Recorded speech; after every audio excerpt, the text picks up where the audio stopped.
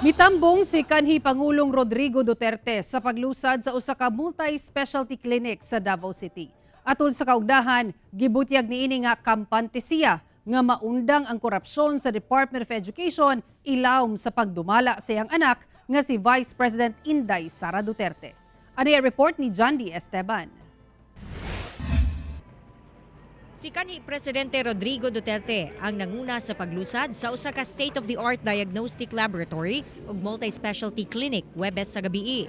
Ang maong clinic nagkanayon nga maghatag og kalidad nga medical services sa katawhan. That's we are actually gearing up to be partners with PhilHealth and to be accredited with Consulta, outpatient benefit package. And we are looking forward that this facility will be accredited and of course can also be accredited by Lingap and the Malasakit.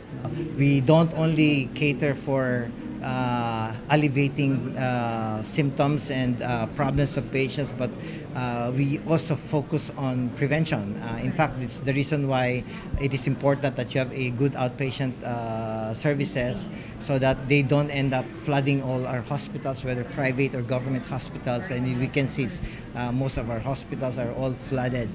Sumala ni former President Duterte, dako ang matabang sa maong klinik, labi pa nga guot na ang mga nagunang ospital dinhi sa syudad. Tungod sa kadaghan sa mga pasyente, ilabi pa nga ginakater usab niini ang mga pasyente gikan sa laing mga lugar. So I'm happy that a lot of people has thought of putting up itong mga ganito. So it will bring a competition and just maybe also bring down a little bit the cost of medical care. Samtang kampante si former President Duterte sa pagdala sa iyahang anak nga si Vice President Inday Sara Duterte isip DepEd Secretary. Iyang gisiguro nga maundang ang korupsyon sa maong departamento. This I can assure you. Yung corruption ng education will stop. I know my daughter. She has been your mayor for so many. Alam mo naman kung kaano si Inday. Gina-enjoy usab daw niya ang iyang pribadong kinabuhi karon, isip ordinaryong lungsuranon. Dinhi sab daw siya sa Davao City magpasko, uban ang pamilya. I spend day and night grooming myself to back para gumanda. So nakikita ka pa rin na nagmumotor? Oh, I still ride the motor, but trike na.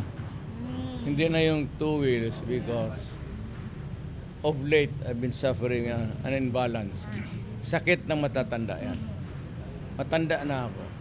Usually on Christmas Day, nagbo-blow out ako for the entire, yung mga tao lang na those who could endure walking or maybe may pamasahe to dine with me, break bread, and there's a little program. Human sa event, may diretso ang kanhi Presidente, uban si Senator Bongo sa usa ka dakong mall sa Lanang aron makighalubilo sa mga bata nga dunay cancer nga iyahang gyapon apuran og regalo nga ginahimo niya kada tuig. Kauban si Mel Colmenares sa kamera. Ako si John D. Esteban para sa One Mindanao.